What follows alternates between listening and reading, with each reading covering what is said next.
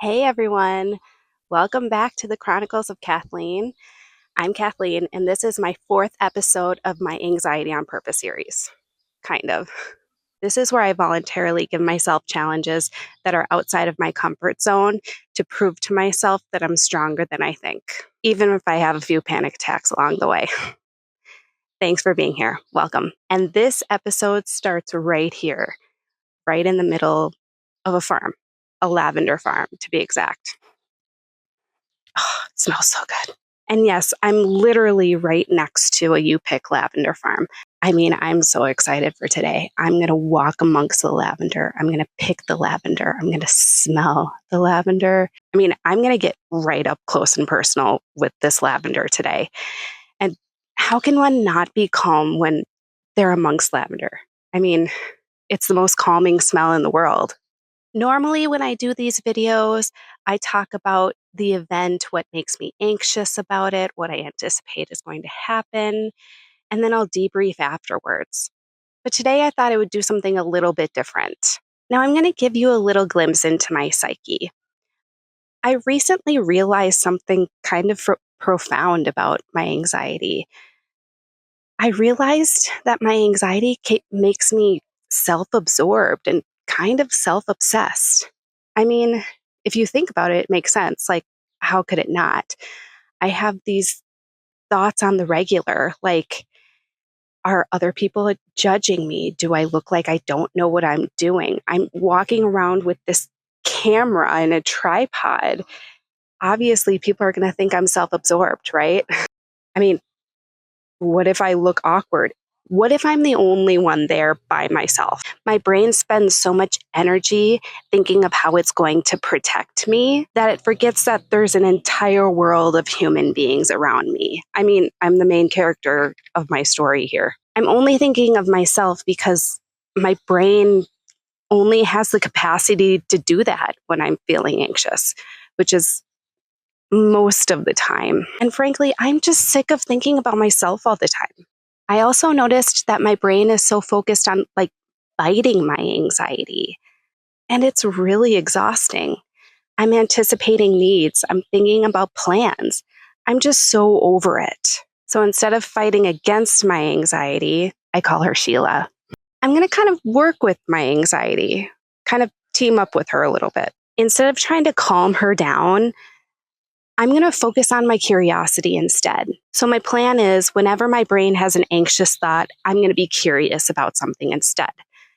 It doesn't matter what I'm going to be curious about. I'm going to sit, I'm going to ask questions about whatever is around me.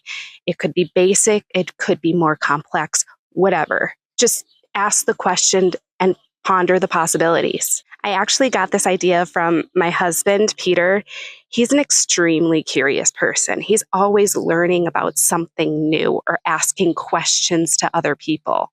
He's wondering about how something works. He's always looking up something totally new. And you know what? I've noticed he gets really excited about it. Sorry, I moved locations. I was kind of hogging the area there, and I didn't want to make it seem like people couldn't come over. So I went to a more secluded area. I just had a lovely conversation with a woman and her grandkids. It was very nice. So anyways, so what were we talking about? Oh, my husband. He's so curious. And I noticed that when he tells me about his curiosities, he tells me what he's learning, what he has questions about, he's just so excited about it. He doesn't really have time to be his own main character because everything around him is just so interesting and beautiful that all the other things are kind of like the main character to him.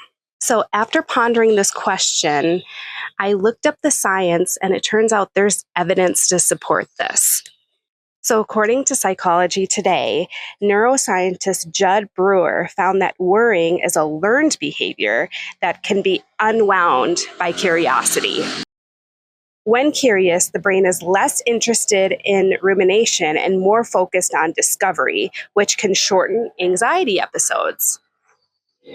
Furthermore, a Stanford scientist named Andrew Huberman found that curiosity triggers dopamine release, which naturally lowers stress and increases motivation. Wait, there's more. And in a 2024 study in the National Library of Medicine, they found that curiosity activates brain networks that regulate emotion and reward, redirecting attention away from any kind of threat. Science. You can't argue data. So that made me think a little bit further. When I'm anxious, my brain is like a detective that's searching for danger, even when there's not danger there. But what if I made my brain a detective that was searching for wonder and information? I find that really intriguing because I'm not fighting Sheila when she's there. I'm not pretending she's not there. Bye. Yeah, have a good one. Those were the people I was talking to earlier. I'm redirecting my inward to the outward. So today I have a mission. It's to ask thought-provoking and curious questions when my mind has these anxious thoughts. It's kind of an experiment. Let's see what happens. Let's go pick some lavender.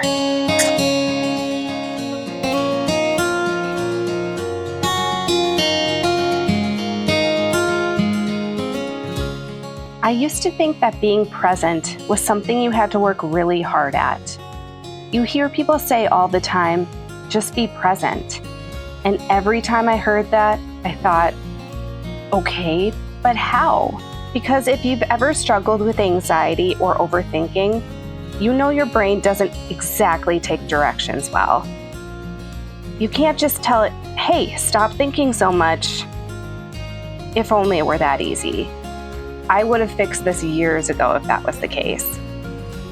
But something happened when I visited a lavender farm that completely changed the way I think about presence. Now, nothing extraordinary happened. I didn't have a life-changing breakthrough standing in that field of flowers. Honestly, if someone had been watching me, they probably would have thought, wow, she's really into these lavenders. And they would be right. Because instead of trying to make the day perfect, I got curious. I spent a lot of the afternoon just wondering by myself, which, if you know me, means I was alone with my thoughts.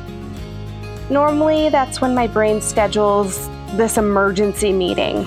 What should we worry about today, everyone? But this time, my anxiety had a different job. Instead of asking anxious questions, I asked curious ones instead. Why does the lavender smell stronger over here instead of over there? How old are these plants? How many bees are around me right now? Should I even know that number? Whatever happened to those killer bees in 2020? Wait, that was during COVID. Did they die of COVID? Can bees get COVID? I don't know. Apparently, these are the questions my brain is asking now.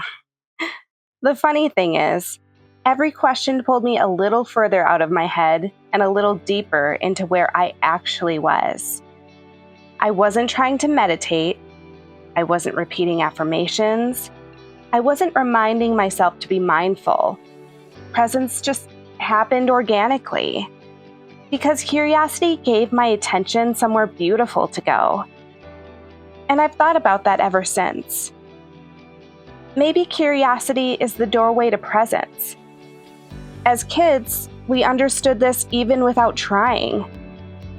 We could spend an hour looking for frogs, turn over rocks just to see what was underneath, spend the day making up a dance to the Spice Girls. We asked our parents 100 questions. We weren't consciously trying to practice mindfulness.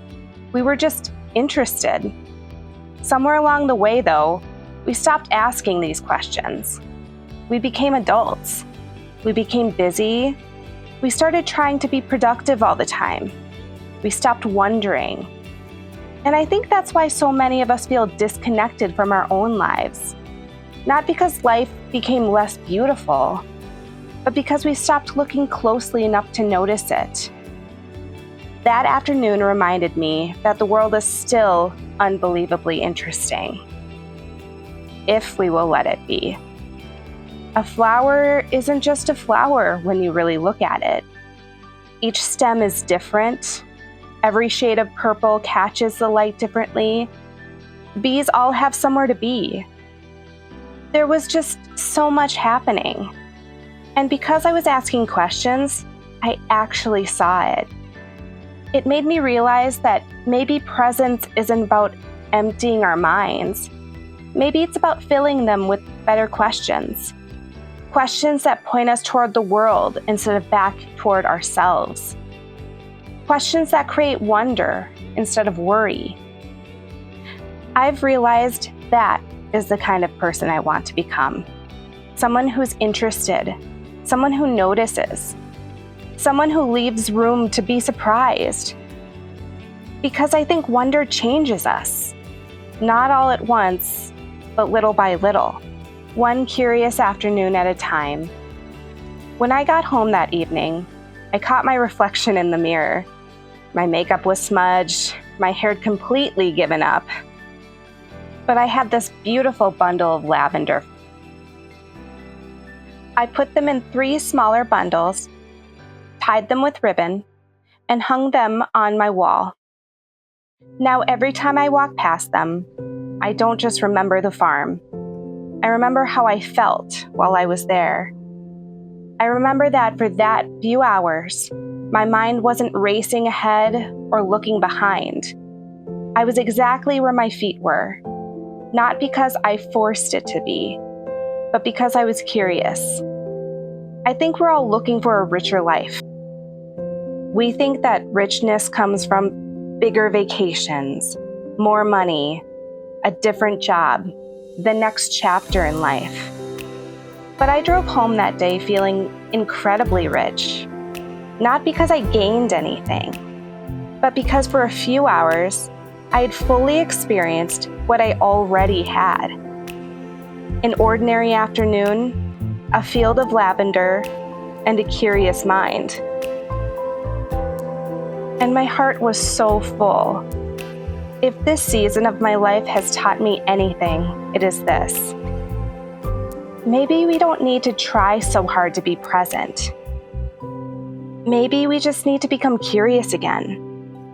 Because curiosity has a funny way of leading us right back to the life that's been waiting for us all along. One small step at a time.